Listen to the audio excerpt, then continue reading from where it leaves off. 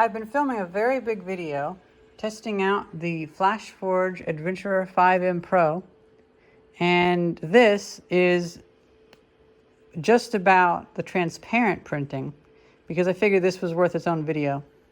I did a lot of sample experiments and I learned a few things. Now this 3D printer, it's like a cheaper version of the Bamboo Lab P1S, but it has a HEPA filter and it actually prints pretty well. So if you want to save some money and still get some good quality and good speed, this could be pretty good.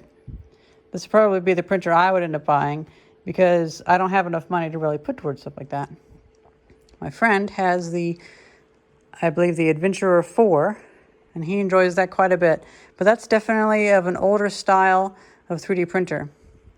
And the original Flashforge Creator Pro, I had a whole bunch of those whenever I worked at Apple in California. So this is a bit of a hodgepodge of a video.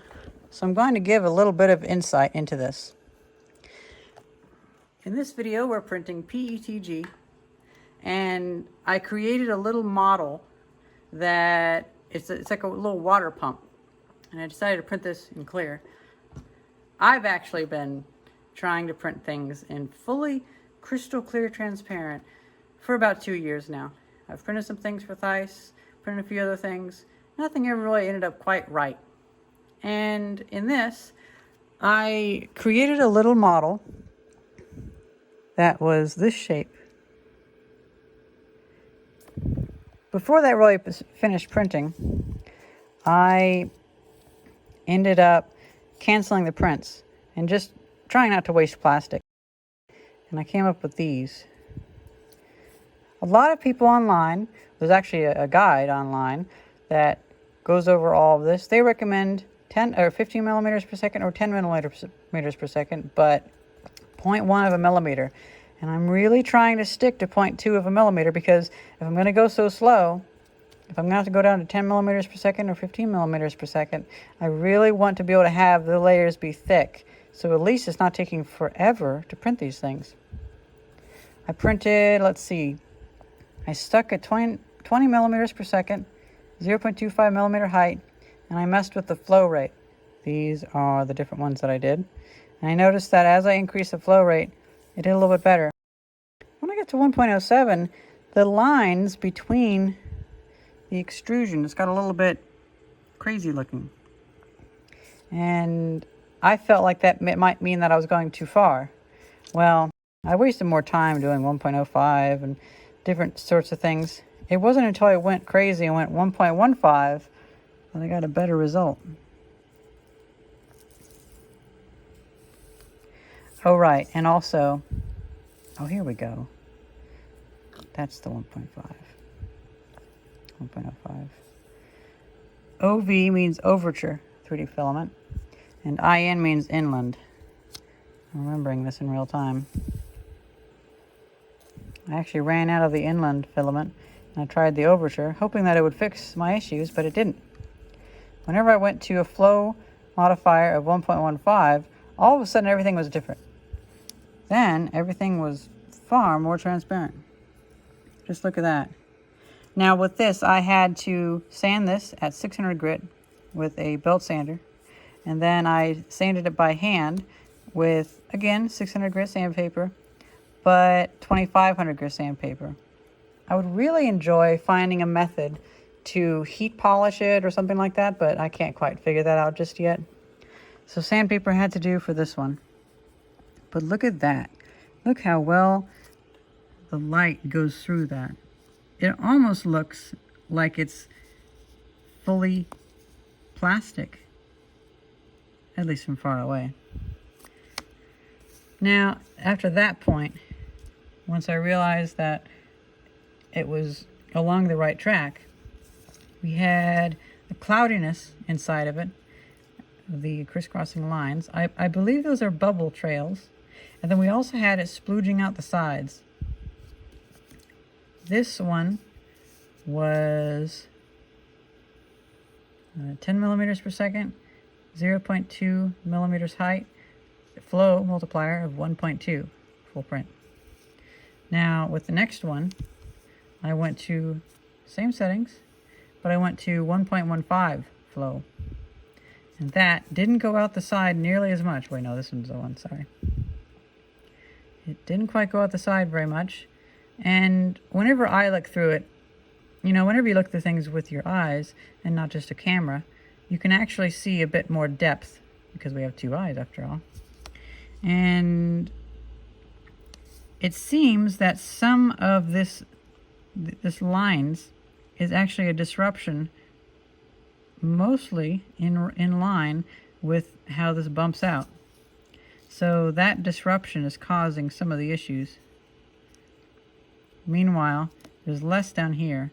It seems that the first few layers always seems to add a few cross hatches in it though. And then the final one, we went down to 1.12.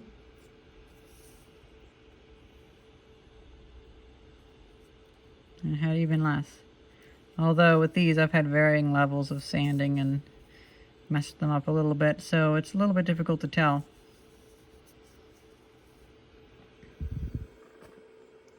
Now, I'm going to get a 3D print going.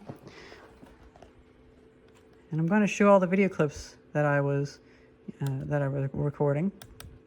They might be a bit hodgepodge, but they should show more in depth of the process. So this first clip can be like almost like the quick version, and then here is the random little bits of things recorded in the moment.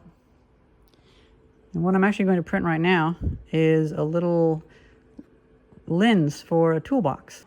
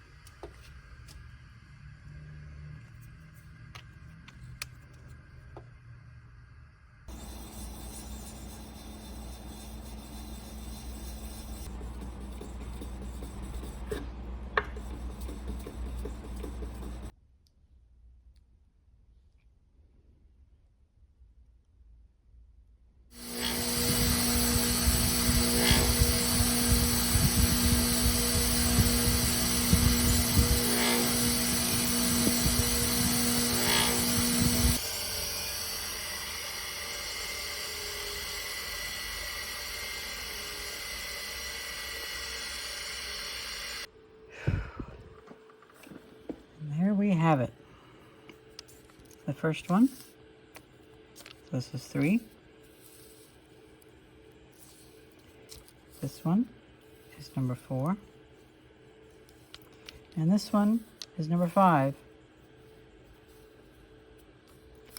As we decreased the flow multiplier from 1.2 to 1.15 to 1.12, the side of this stopped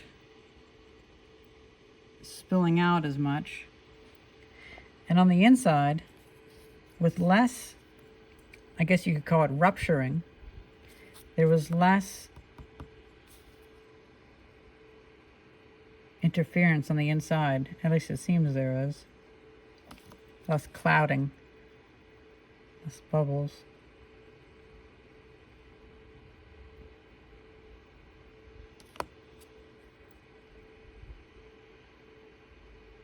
I think at this point of the video, we should let this finish printing, because it's printing the big thing. And we should put this onto the microscope, and put it underneath the microscope, and get a good look at all of these. And I even have a little motor that can slowly rotate them, so we could get a really good sense of depth, even in a 2D video. Now, unfortunately, my polishing has been subpar. Now that we're back home, we're at the computer bench, and I've recently upgraded my microscope yesterday just for this. We have a little LED light now. I've been slowly upgrading this microscope. So, let's get the phone into the microscope mount. Let's look at these up close.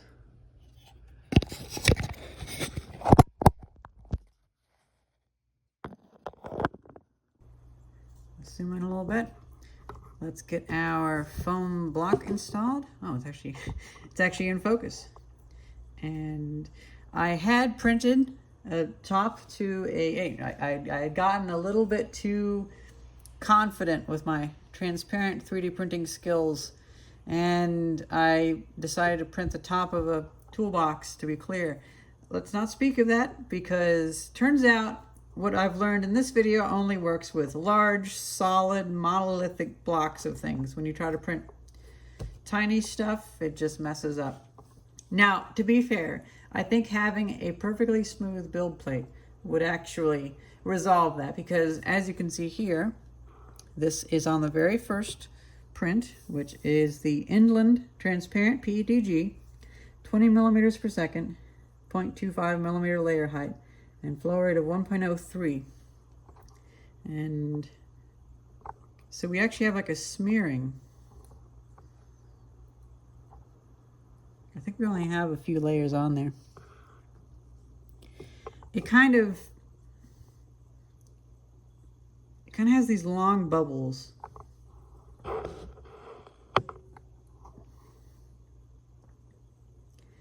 They're clearly like boundary layers.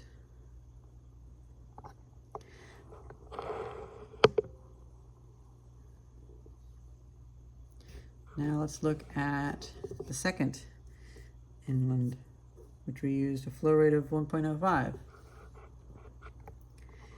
Still we have those clear boundary layers where the lines are smearing together.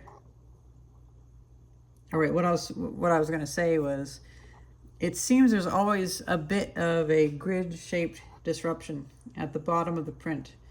And that's why the other ones look cloudy to the camera, but not as much to the eye, because with the human eye, with the depth perception, you can tell that cloudiness is mostly at the bottom layers.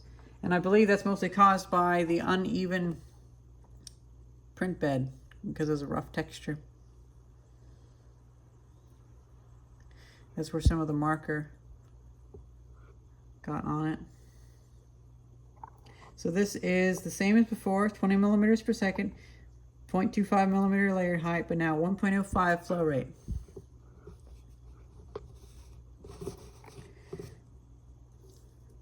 Now let's go to the 1.07. So at this point, it started looking really weird. And I thought, uh-oh, Is this what happens when you have too much flow? At least it looks weird to the human eye. And it almost looks shattered, to be honest. It's just weird looking.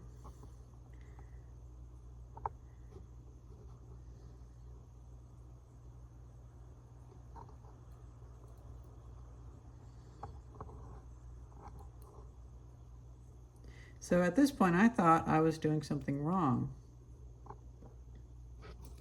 So I went back to 1.05, which we won't even bother with that. Well, okay, it's actually thicker, so it's kind of interesting. But it's just like sample number 2. And then the first overture is 1.05. Let's go to 1.15. 1.15, a little bit different. You see the lines are disrupted a lot more. And here's how it looks on the boundary layer. I'm actually going to pull in the first one that I did, 1.03. Let's see how the boundary layers compare. That's interesting. So the 1.03 looks more wrinkly in a way. The other one looks more smooth.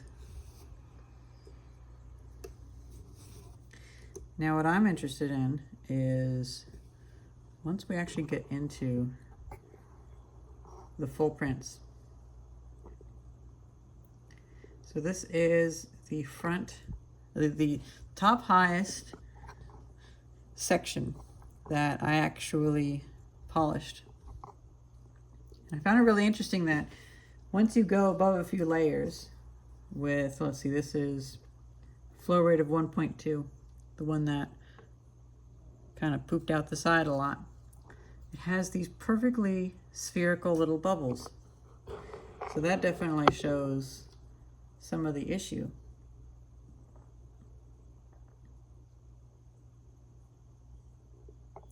What's nice is because it's so transparent, you can look through it so well. And I presume if we come down far enough, we might see the base grid structure. We're still going through the different layers.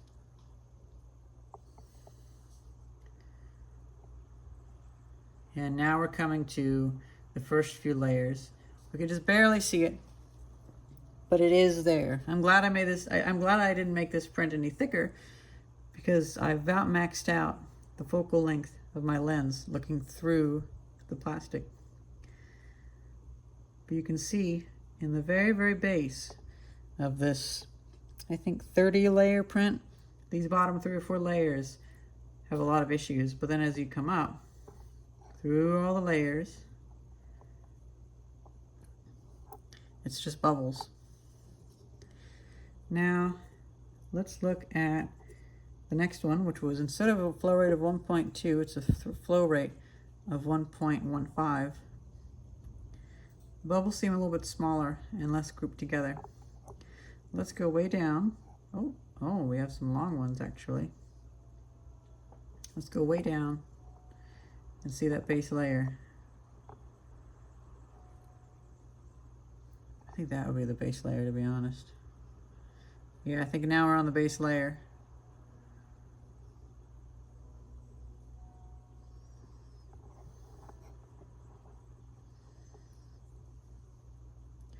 That's near the top.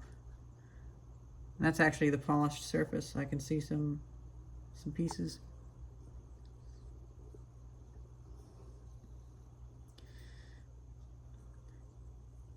Let's call this diving as we focus through. So here's on the side, away from where the plastic squished out. And let's go through. I feel like whenever I look through this, there's less bubbles. Going back up now. Now I'm going to go to the other side. I feel like there's more bubbles here. Oh yes, look at that. You can already see many more bubbles where it squeezed out the side. So when the plastic was actually over extruding and squeezing out the side, going back up, it was leaving a lot of room for voids to form. Now we're going to go with the final full print of 1.12 flow rate.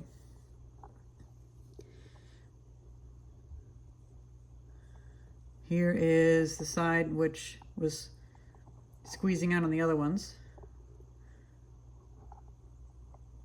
Going down, down, down. A lot of little small voids. Crash the lens into the base. I guess that might be the grid. Going back up.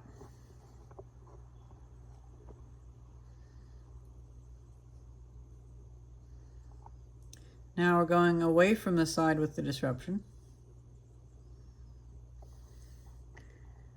Let's see how many bubbles we get.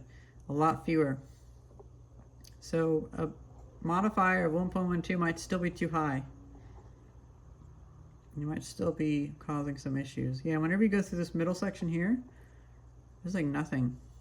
There's only a few ever so tiny bubbles. And then when you come towards the top, you have quite a few. Now, my microscope is too zoomed in. Just far too zoomed in.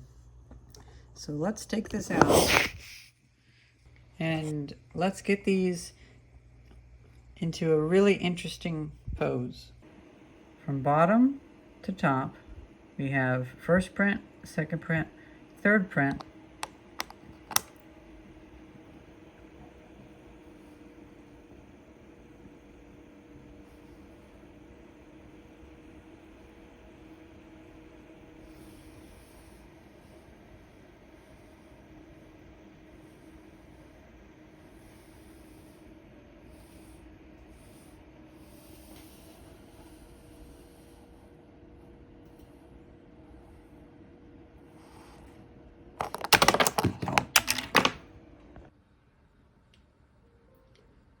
I want to find uses for this little gear motor that I found earlier this year, and I think that's a use.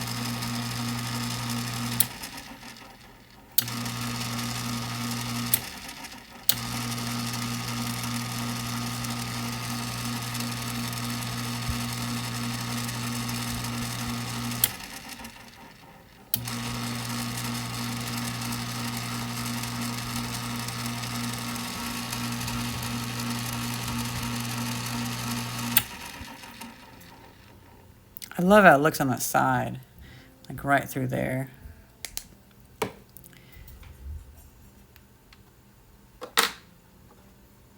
And finally, number 3.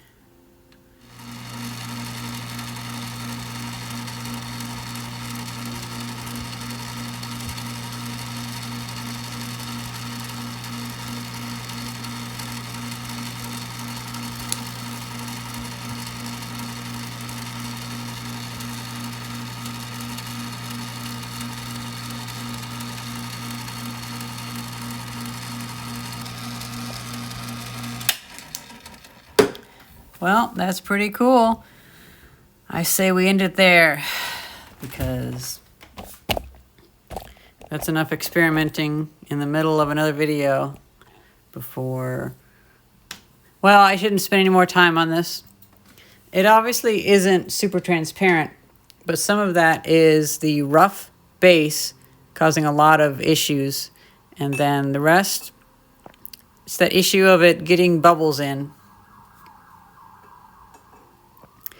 Hope you guys enjoyed this video, and thank you very much for watching. See ya.